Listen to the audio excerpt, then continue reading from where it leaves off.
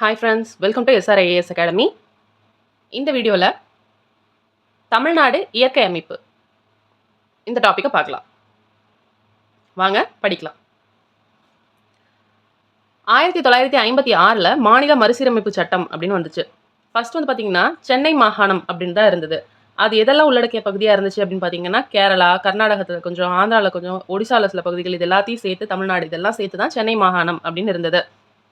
அதுக்கப்புறம் மொழியியல் அடிப்படையில் வந்து 1956 மாநில மறுசீரமைப்பு சட்டம் கொண்டு வந்தது மூலமாக தான் நமக்கு தமிழ்நாடு வந்தது. ஓகேவா? உங்களுக்கான ஒரு கொஸ்டின், கமெண்ட்ல ஆன்சர் சொல்லுங்க. தமிழ்நாடுன்னு எப்போ பெயர் மாற்றம் செய்யப்பட்டது? ஓகேவா? உங்க ஆன்சரை கமெண்ட்ல சொல்லுங்க. தமிழ்நாடு அப்படின்னு பார்த்தீங்கன்னா இந்தியாவில் மொத்தம் வந்து 28 மாநிலங்களும் 8 யூனியன் பிரதேசங்களும் இருக்கு. அதுல தமிழ்நாடு வந்து ஒரு மாநிலம். ஓகேவா? இந்த தமிழ்நாட்டோட பரப்பளவு எவ்வளோ இருக்கு அப்படின்னு பார்த்தீங்கன்னா 1,30,058 சதுர கிலோமீட்டர் வந்து பரப்பளவு கொண்டு இருக்கு தமிழ்நாடு. இது இந்தியாவோட பரப்பளவில் 4% பரப்பளவை தமிழ்நாடு கொண்டு இருக்கு. தமிழ்நாடோட பரப்பளவு வந்து 1,30,058 கிலோமீட்டர் ஸ்கொயர். இந்தியாவோட மொத்த பரப்பளவில் தமிழ்நாடு எவ்வளோ பர்சன்டேஜ் இருக்கு அப்படின்னு பார்த்தீங்கன்னா 4% இருக்கு. ஓகேவா? இப்போ தமிழ்நாடோட அமைவிடம் எங்க இருக்கு அப்படின்னு சொல்லி பார்க்கலாம். ஓகே, இது வந்து directions north, south, east, west. ஓகேவா?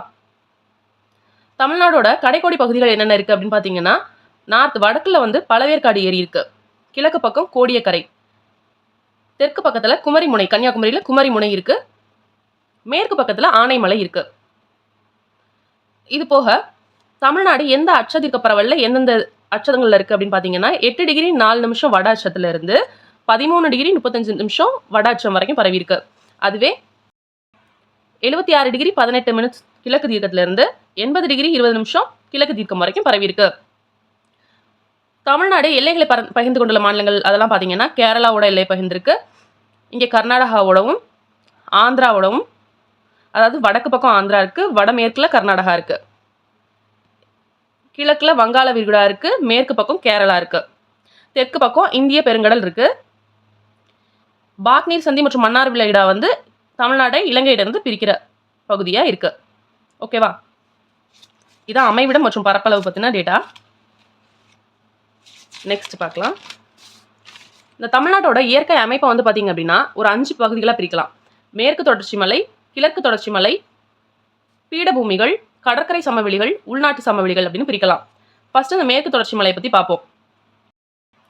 மேற்கு தொடர்ச்சி மலைங்கிறது இதெல்லாம் தான். ஓகேவா? வடக்கே நீலகிரியிலேருந்து எங்கே இருக்குது அப்படின்னா தெற்கு பக்கம் கன்னியாகுமரியில் இருக்க சுவாமி தோப்புல மருதமலை வரைக்கும் இருக்கு. இதெல்லாம் வந்து மேற்கு தொடர்ச்சி மலைகள். ஓகேவா? இதோட பரப்பளவு எவ்வளோ இருக்கும் அப்படின்னு பார்த்தீங்கன்னா 2700 கிலோமீட்டர் ஸ்கொயர் வரைக்கும் இருக்கு.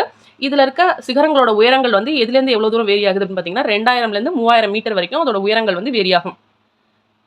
இந்த மலைகள்ல என்ன கணவாய்கள் இருக்கு அப்படின்னு பார்த்தீங்கன்னா பாலக்காட்டு கணவாய், செங்கோட்டை கணவாய், ஆரல்வாய்மொழி கணவாய், அச்சன் கோயில் கணவாய்.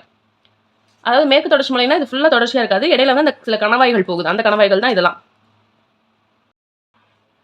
கணவாய்கள்னா ஒன்றும் இல்லை, 2 மலை தொடர்களுக்கு இடையில செல்ற ஒரு குறுகிய பாதை தான் வந்து கணவாய்கள் அப்படின்னு சொல்றாங்க. அடுத்தது இந்த மேற்கு தொடர்ச்சி மலையில இருக்க சில முக்கிய மலைகள் என்னென்ன இருக்கு அப்படின்னு சொல்லி பார்க்கலாம். ஃபர்ஸ்ட் வந்து நீலகிரி குன்றுகள், நீலகிரி மலையை பத்தி பார்க்கலாம். இதோட அமைவிடம் எங்க இருக்கு அப்படின்னு பார்த்தீங்கன்னா வட மேற்குல இருக்கு. ஓகேவா? இதுல குறிப்பிட்ட சிகரங்கள் என்னென்ன இருக்கு அப்படின்னு பார்த்தீங்கன்னா 24 சிகரங்கள் வந்து இருக்குதான். 2000 மீட்டருக்கு மேலேயே இருக்குது. அதிக ஹைட் கொண்டது வந்து பார்த்தீங்கன்னா தொட்டபேட்டா 2637 மீட்டர் இருக்கு. முக்குருத்தி சிகரம் வந்து 2554 மீட்டர் இருக்கு. இந்த நீலகிரி மலையில இருக்க மலை வாழிடம் என்ன இருக்கு அப்படின்னு பார்த்தீங்கன்னா ஊட்டி, குன்னூர் ஆகிய பகுதிகள்லாம் மலை வாழிடங்கள். இங்க 2700க்கும் மேற்பட்ட பூக்கும் தாவர வகைகள் இருக்குதாம். அதே மாதிரி நம்மளோட மாநில விலங்கு என்ன வரையாடு, அது காணப்படுது. மேற்கு தொடர்ச்சி மலையில நீலகிரி மலையை பார்த்துட்டோம். நெக்ஸ்ட் வந்து ஆனைமலை. ஆனைமலை அப்படிங்கிறது வந்து மேப்ல பாருங்க எந்த ஏரியாவில் இருக்குன்னா இங்க இருக்கு. ஓகேவா? ஆனைமலை அதை பத்தி பார்க்கலாம். ஆனைமலைங்கிறது வந்து தமிழ்நாடு கேரளா பார்டர் கிட்ட இருக்கு. அதுவும் பாலக்காட்டு கணவாய்க்கு தெற்கு பக்கத்துல இருக்கு. இதுதான் ஆனைமலை. ஓகேவா? ஆனைமலையில சில முக்கிய இடங்கள் இருக்கு. என்னென்ன அப்படின்னு பாத்தீங்கன்னா ஆனைமலை புலிகள் காப்பகம், ஆழியாறு பாதுகாக்கப்பட்ட காடுகள், வால்பாறை மலை வாழிடம், காடம்பாறை நீர்மின் நிலையம். இதெல்லாமே வந்து ஆனைமலையில இருக்கிற சில முக்கியமான இடங்கள். இந்த ஆனைமலையில முக்கியமான அணைகள் வந்து கட்டப்பட்டிருக்கு. அதோட அடிவாரத்துல என்னென்ன அணைகள் பார்த்தீங்கன்னா ஆழியாறு மற்றும் திருமூர்த்தி அணைகள். ஓகேவா? நெக்ஸ்ட் வந்து என்ன பார்க்க போறோம்னா பழனி மலைகள். பழனி மலை இங்க இருக்கு பாத்தீங்களா? இதோட அமைவிடம் வந்து என்னன்னு பார்த்தீங்கன்னா மேற்கு தொடர்ச்சி மலையின் கிழக்கு பகுதி. இது வந்து மேற்கு தொடர்ச்சி மலையில் கிழக்கு பகுதியில் இருக்குது. அண்ட் திண்டுக்கல்கிட்ட இருக்குது. இங்கே இருக்குது பாருங்கள், திண்டுக்கல். ஓகேவா? இதில் இருக்க சிகரம் வந்து என்னன்னு பார்த்தீங்கன்னா வந்தராவனுங்கிற சிகரம் 2533 மீட்டரில் இருக்குது. அண்ட் வேம்படி சோலை அப்படின்னு 2505 மீட்டரில் இருக்குது. இந்த பழனி மலை குன்றுகளில் இருக்கிற முக்கியமான மலை வாழிடம் என்ன அப்படின்னு பார்த்தீங்கன்னா கொடைக்கானல் 2150 மீட்டர் உயரம் கொண்ட பகுதியாக இருக்குது. நெக்ஸ்ட் பார்க்க போகிறது வந்து ஏலக்காய் மலை. ஏலக்காய் மலை அப்படிங்கிறது வந்து ஏலமலை குன்றுகள் அப்படின்னு சொல்லுவாங்க. ஏன் இந்த பேர் வந்துச்சு அப்படின்னு பார்த்தீங்கன்னா இங்கே ஏலக்காய் வந்து அதிகமாக விளைவிக்கப்படுது. அதுபோக காஃபி, மிளகு இந்த பயிர்களும் விளைவிக்கப்படுது. இதோட அமைவிடம் எங்கே இருக்குது அப்படின்னு பார்த்தீங்கன்னா தமிழ்நாட்டோட தென்மேற்கு பகுதியில் இருக்குது. ஓகேவா? மேப்பில் பாருங்கள், ஏலமலை தென்மேற்கு பகுதியில் இருக்கிறது. இந்த ஏலமலை இருக்குல்ல, ஏலக்காய் மலை, இது வந்து எங்கே இருக்குது அப்படின்னு பார்த்தீங்கன்னா அதோட லொக்கேஷன் பாருங்கள், ஏலமலை இங்கே இருக்குது. ஓகேவா? இந்த ஏலமலைக்கு வட கிழக்கு இது. ஓகேவா? வட கிழக்கில் பழனி மலையோடையும் வட மேற்கில் ஆனைமலையோடையும் அதோட தென்கிழக்கில் தென்பகுதியில் கிழக்கில் எங்கிட்ட இருக்குது. ஓகேவா? தென்கிழக்கில் வருஷநாடு குன்றுகளும் இருக்குது. இது எல்லாமே இதோட சேர்ந்து இந்த ஏலமலை வந்து இணையுது. புரிஞ்சா? ஃபைன். இப்போ வந்து நம்ம என்னென்ன பார்த்துருக்கோம் அப்படின்னா மேற்கு தொடர்ச்சி மலைகளில் வர மலைகள் என்னென்னு பார்த்துருக்கோம். அதை ஃபர்ஸ்ட் என்னென்னு பார்த்தோம், நீலகிரி மலை, ஆனைமலை, பழனி மலை, ஏலமலை பார்த்துட்டோம். நெக்ஸ்ட் வந்து வருஷநாடு குன்றுகள், வருஷநாடு மற்றும் ஆண்டிப்பட்டி மலை குன்றுகள், அதை பற்றி பார்க்கலாம். வருஷநாடு மற்றும் ஆண்டிப்பட்டி மலை குன்றுகள் இது வந்து மேற்கு தொடர்ச்சி மலையோட கிழக்கு நோக்கிய நீட்சி இது. ஓகேவா? கிழக்கு நோக்கிய நீட்சி தான் வந்து இந்த வருஷநாடு மலைக்குன்றுகள். இங்கே குறிப்பாக என்னென்ன இருக்குன்னு பார்த்தீங்கன்னா மேகமலை, கழுகுமலை, குரங்கணி மலை இது எல்லாமே இந்த வருஷநாடு மலைக்குன்றுகளில் இருக்குது. சுருளி மற்றும் கும்பக்கரை நீர்வீழ்ச்சிகள் வந்து இந்த மலையில் இருக்கிற நீர்வீழ்ச்சிகள். இந்த மலையோட தென் சரிவுகளை பார்த்தீங்க அப்படின்னா ஸ்ரீவில்லிபுத்தூர் மலை அணில் சரணாலயம் இருக்குது. அதாவது இது வந்து விருதுநகர் மாவட்டத்தில் வரும். அதே போல் வைகை மற்றும் அதோட துணை ஆறுகள்லாம் வந்து இங்கேருந்து தான் உருவாகுது. நெக்ஸ்ட் வந்து பொதிகை மலை. இந்த மலைக்கு வேற பேர்கள் இல்லாமல் இருக்குது. என்னென்னா சிவஸ் ஜோதி பர்வத், அகத்தியர் மலை, தெற்கு கைலாயம் அப்படின்னு சொல்கிறாங்க. ஓகேவா? இங்கே இருக்குது பாருங்கள், இங்கே அகத்தியர் மலை போட்டிருக்காங்க இல்லையா? இது இதோட அமைவிடம் எங்கே இருக்குது அப்படின்னு பார்த்தீங்கன்னா பெரும்பாலும் திருநெல்வேலி மாவட்டத்தில் இருக்குது. சில பகுதி அதோட தென் சரிவு வந்து கன்னியாகுமரி மாவட்டத்தில் இருக்குது. இந்த பொதிகை மலையில் இருக்க சிறப்பம்சம் என்ன அப்படின்னு பார்த்தீங்கன்னா களக்காடு முண்டந்துறை புலிகள் காப்பகம் வந்து இந்த பொதிகை மலையோட சிறப்பம்சம். புலிகள் காப்பகம் இருக்குது, முண்டந்துறை புலிகள் காப்பகம் பொதிகை மலையில் இருக்குது. நெக்ஸ்ட் மகேந்திரகிரி மலை குன்றுகள். இதோட சராசரி உயரம் எவ்வளோ இருக்குன்னு பார்த்தீங்கன்னா 1645 மீட்டர் வரைக்கும் இருக்குது. இது மேற்கு தொடர்ச்சி மலையோட தென் பகுதியாக இருக்குது மற்றும் கன்னியாகுமரி, நெல்லை ஆகிய மாவட்டங்களின் எல்லை பகுதியிலையும் இருக்குது.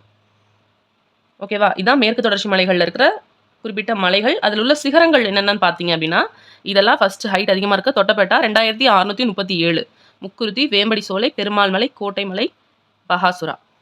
ஓகேவா? மேற்கு தொடர்ச்சி மலைகள் கவர் பண்ணியாச்சு. நெக்ஸ்ட்டு கிழக்கு தொடர்ச்சி மலைகள் பற்றி பார்க்கலாம். ஓகேவா? இந்த மேற்கு தொடர்ச்சி மலைகள் போல் இல்லாமல் இந்த கிழக்கு தொடர்ச்சி மலைகள் எப்படி இருக்கும்னா தொடர்ச்சி அற்றதாக இருக்கும். பாருங்கள், இங்கெல்லாம் இருக்குது சேர்வராயன் மலை, ஜவ்வாது குன்றுகள், கொல்லிமலை, பச்சை மலை இதெல்லாம் இருக்கு இல்லையா? மேற்கு தொடர்ச்சி மலை இந்த மாதிரி இருக்குது கண்டினியூஸாக. கிழக்கு தொடர்ச்சி மலை பார்த்திங்கன்னா கண்டினியூஸாக இருக்காது. ஏன் அப்படின்னா இந்த மலைகள்லாம் வந்து பார்த்திங்கன்னா வங்கக்கடலில் கலக்கிற ஆறுகளால் வந்து பிரிக்கப்பட்டிருக்கு. இதோட உயரம் வந்து பொதுவாக பார்த்திங்கன்னா 1100 மீட்டர்லேருந்து 1600 மீட்டர் வரைக்கும் இருக்கும். பெரும்பாலும் வட மாவட்டங்களில் தான் இருக்குது. அண்ட் பீடபூமியை வந்து சமவெளியிலேருந்து பிரிக்கிற வேலையை செய்யுது இந்த மலைகள்லாம். ஓகே, இப்போ இந்த கிழக்கு தொடர்ச்சி மலைகள் என்னென்ன இருக்குன்னு பார்க்கலாமா? ஃபஸ்ட்டு வந்து ஜவ்வாது மலை. இங்கே இருக்குது பாருங்கள், ஜவ்வாது குன்றுகள். இது எங்கே இருக்குது அப்படின்னு பார்த்தீங்கன்னா கிழக்கு தொடர்ச்சி மலையோட நீட்சி தான் வந்து இந்த ஜவ்வாது மலைங்கிறது. இது திருவண்ணாமலை மற்றும் வேலூர் மாவட்டத்தை ரெண்டாக பிரிக்குது. ஓகேவா?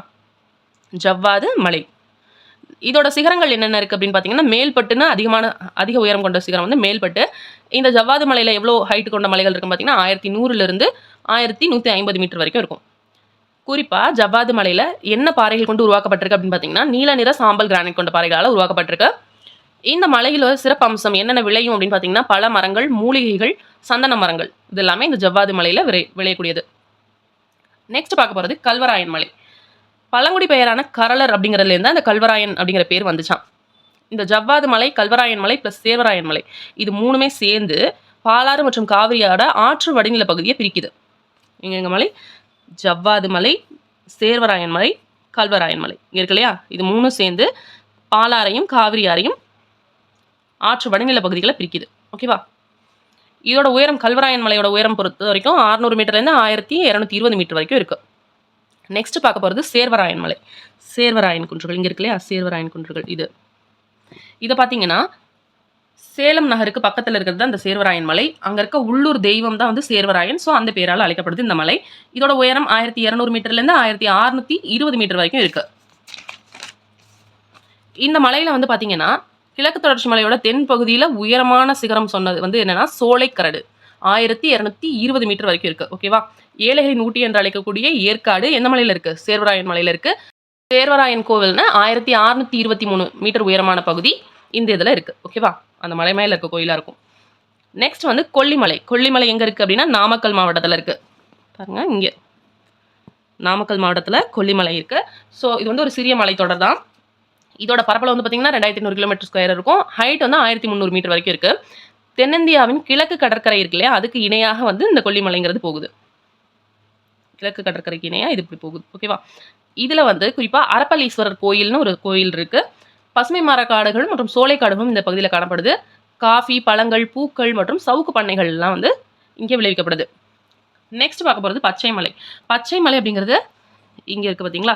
இது வந்து என்னென்னா திருச்சி, பெரம்பலூர், சேலம் இந்த ஏரியாவில் காணப்படுறது உயரம் குறைந்த குன்று தொடராகும். இது இந்த பச்சைங்கிறது எதை குறிக்குது அப்படின்னு பார்த்தீங்கன்னா பசுமையாக இருக்கிறத சொல்லுது.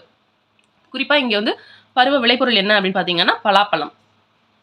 அதே மாதிரி கிழக்கு தொடர்ச்சி மலையில் என்னென்ன சிகரங்கள் இருக்குது, அதோட உயரம் என்ன அப்படின்னு கொடுத்துருக்காங்க. சேர்வராயன் மலை தான் 1623. அதில் வந்து மேற்கு தொடர்ச்சி மலையில் ஹைட் எதில் இருக்குது பார்த்தோம் அதிகமாக? தொட்டபேட்டா. ஓகேவா. கிழக்கு தொடர்ச்சி மலையில் சேர்வராயன் மலை 1623. அது போக பழமலை, உருகமலை, குட்டிராயன், முகனூர், வலசமலைன்னு இருக்குது. ஓகேவா. இப்போது நம்ம மலைகள்லாம் பார்த்தோம். இப்போ மாவட்டங்கள் கொடுத்து என்ன மாவட்டங்களில் என்ன மலைகள் இருக்குது அப்படின்னு கொடுத்துருக்காங்க. அதை ஒரு தடவை செக் பண்ணிக்கோங்க.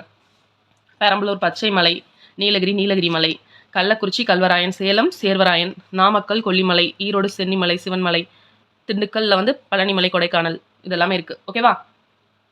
இது ஒரு தடவை கோத்ரூ பண்ணிக்காங்க. நெக்ஸ்ட் வந்து பீடபூமிகள். ஃபர்ஸ்ட் வந்து மேற்கு தொடர்ச்சி மலை, கிழக்கு தொடர்ச்சி மலை பார்த்தாச்சு.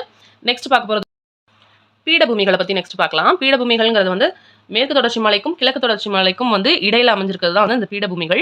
இது ஏறக்குறைய பார்த்தீங்கன்னா ஒரு ட்ரையாங்கிள் ஷேப்பில் 60,000 கிலோமீட்டர் ஸ்கொயருக்கு ஈக்குவலாக வந்து ஏரியா இருக்குது அந்த பீடபூமிகளுக்கு. ஓகேவா. ஃபர்ஸ்ட் பார்க்க போகிறது பாரமகால் பீடபூமி. தமிழ்நாட்டோட வடமேற்கு பகுதியில் இருக்குது. இது மைசூர் பீடபூமியோட ஒரு பகுதி. இதோட ஹைட் வந்து பார்த்தீங்கன்னா 350 மீட்டர்லேருந்து 710 மீட்டர் வரைக்கும் இருக்கும். எந்தெந்த மாவட்டங்கள்லாம் அதில் வருதுன்னா தர்மபுரி மற்றும் கிருஷ்ணகிரி. ஓகேவா. மதுரை பீடபூமி அப்படிங்கிறது மதுரை மாவட்டத்தில் இருக்குது. மேற்கு தொடர்ச்சி மலையோட அடிவாரம் வரை நீண்டிருக்கும் இந்த மதுரை பீடபூமி.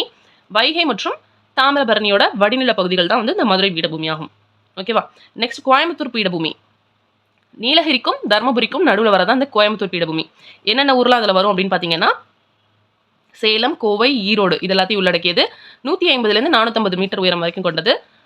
மோயர் ஆறு அப்படிங்கிறது மைசூர் பீடபூமியிலிருந்து இந்த கோயம்புத்தூர் பீடபூமியை பிரிக்குது. என்ன ஆறு? மோயர் ஆறு. மேற்கு தொடர்ச்சி மலையில் உற்பத்தி ஆகிற பவானி, நொய்யல், அமராவதி இந்த ஆறுகள்னால பள்ளத்தாக்கு வந்து உருவாகுது இந்த பீடபூமியில். இது போக வந்து பார்த்தீங்கன்னா நீலகிரியில் வந்து மலையிடை பீடபூமிகள் நிறைய இருக்குது. அதில் குறிப்பாக சொல்லக்கூடியது வந்து சிக்கூர் பீடபூமி. ஓகேவா. இப்போ வந்து கிழக்கு தொடர்ச்சி மலை, மேற்கு தொடர்ச்சி மலை பீடபூமியை பார்த்துட்டோம். இன்னும் 2 அம்சங்கள் இருக்குது. என்னென்ன? சமவெளிகள் இருக்குது. கடற்கரை சமவெளிகள், உள்நாடு சமவெளிகள். ஸோ அதெல்லாமே நெக்ஸ்ட் வீடியோவில் பார்க்கலாம். ஹோப் இந்த வீடியோ உங்களுக்கு யூஸ்ஃபுல்லாக இருந்திருக்கும்னு நினைக்கிறேன். Support my channel. Thanks for வாட்சிங்.